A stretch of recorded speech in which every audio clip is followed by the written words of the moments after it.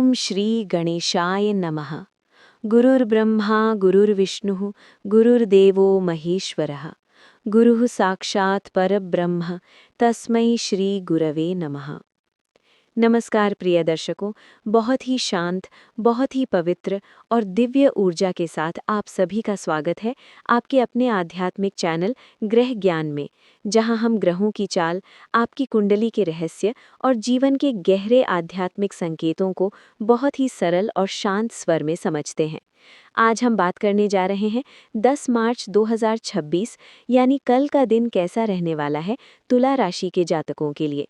ये भविष्यवाणी केवल सामान्य नहीं है, बल्कि ग्रहों की सूक्ष्म चाल, कुंडली के 12 भावों की स्थिति और कर्मों के संकेतों को देखकर बताई जा रही है। मेरे प्रिय मित्रों, जब भी हम किसी दिन का भविष्य जानने का प्रयास करते हैं, तो केवल एक ग्रह नहीं, बल्कि पूरी कुंडली की ऊर्जा उस दिन के परिणामों को बनाती है। 10 मार्च के दिन चंद्रमा आपकी कुंडली के एक ऐसे भाव में प्रवेश कर रहा है, जहां मन की स्थिति बहुत संवेदनशील हो सकती है।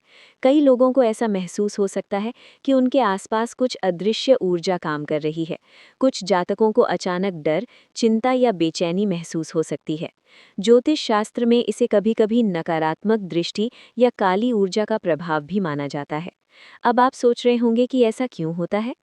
देखिए, जब किसी व्यक्ति की कुंडली में अष्टम भाव यानी 8वां भाव सक्रिय होता है, तो वो भाव रहस्य, अदृश्य शक्तियों और गूढ़ विद्या का प्रतिनिधित्व करता है। और 10 मार्च के दिन कई तुला राशि जातकों के लिए ये भाव थोड़ी सक्रियता दिखा सकता है। इसका मतलब ये नहीं कि कोई बड़ा अनिष्ट होगा, लेकिन ये ज़रूर संकेत देता है कि आपको आध्यात्मिक रूप से थोड़ा सजग रहना चाहिए। कई बार ऐसा होता है कि कोई व्यक्ति बिना कारण थकान महसूस करता है, घर में छोटी छोटी परेशानियां बढ़ने लगती हैं या काम बनते बनते रुक जाते हैं।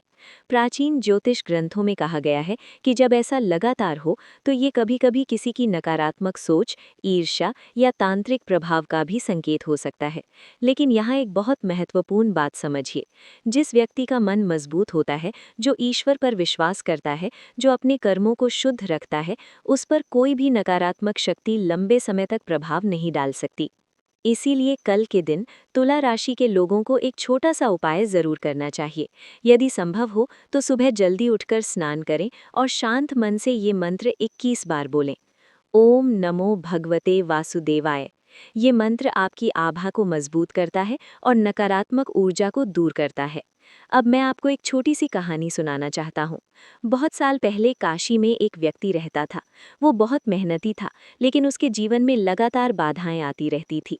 व्यापार शुरू करता तो नुकसान हो जाता, रिश्ते बनते तो टूट जाते। एक दिन वो एक ज्ञानी संत के पास गया और बोला, गुरुदेव, लगता है किसी ने मेरे ऊपर कुछ कर दिया है। संत मुस्कुराए और बोले, बेटा, अगर तुम्हारा मन डर से भरा रहेगा तो दुनिया की हर छाया तुम्हें अंधेरा लगेगी। फिर उन्होंने उस व्यक्ति को एक सरल उपाय बताया।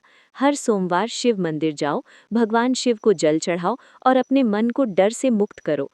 कुछ महीनों बाद वही व्यक्ति फिर संत के पास आया, लेकिन इस बार उसके चेहरे पर मुस्कान थी। उसने कहा, गुरुदेव, अब सब कुछ बदल गया है। संत ने कहा, बदला तुम्हारा भाग्य नहीं, बदला तुम्हारा विश्वास।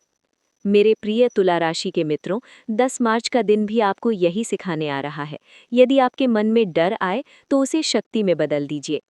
अगर आपको ऐसा महसूस हो कि घर में लगातार नकारात्मकता बढ़ रही है, तो भारत में कुछ ऐसे शक्तिशाली मंदिर हैं जहां दर्शन करने से अद्भुत शांति मिलती है।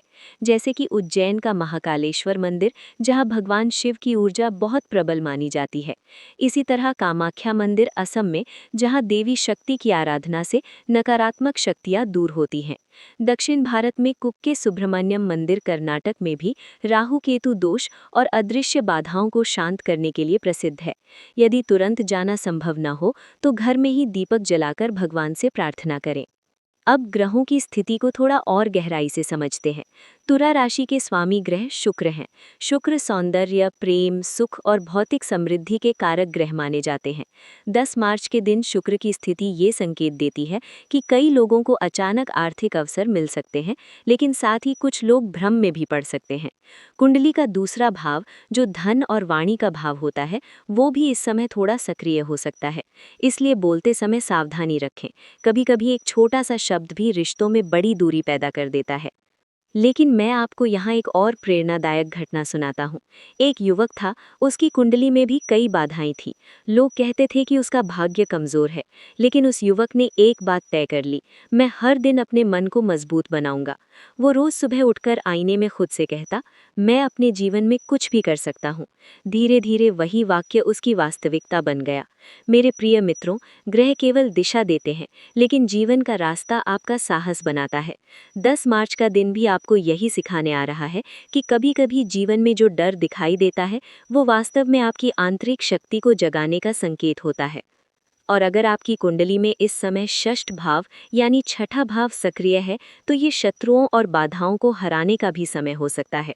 इसका मतलब है कि जो लोग आपको पीछे खींचने की कोशिश कर रहे हैं, उनकी योजनाएं धीरे धीरे कमजोर पड़ सकती हैं। लेकिन एक बात हमेशा याद रखें, जब भी जीवन में कठिन ऊर्जा महसूस हो, तो भगवान को याद करें और अपने कर्मों को शुद्ध रखें, क्योंकि ज्योतिष शास्त्र कहता है, सच्चे कर्म और सच्ची श्रद्धा से बड़ा कोई ग्रह नहीं होता। और 10 मार्च के दिन तुला राशि के कई लोगों के जीवन में एक ऐसा संकेत भी आ सकता है जो उन्हें आध्यात्मिक मार्ग की ओर थोड़ा और गहराई से ले जाएगा। कभी-कभी अचानक कोई सपना, कोई संकेत या कोई ऐसी घटना भी हो सकती है जो आपको सोचने पर मजबूर कर दे कि आपके जीवन में कोई अदृश्य शक्ति आपका मार्गदर्शन कर रही है। और इसी संकेत को समझना बहुत महत्वपूर्ण होगा, क्योंकि कुंडली का द्वादश भाव यानी 12वां भाव भी इस समय कुछ गहरे रहस्य खोलने की तैयारी में है।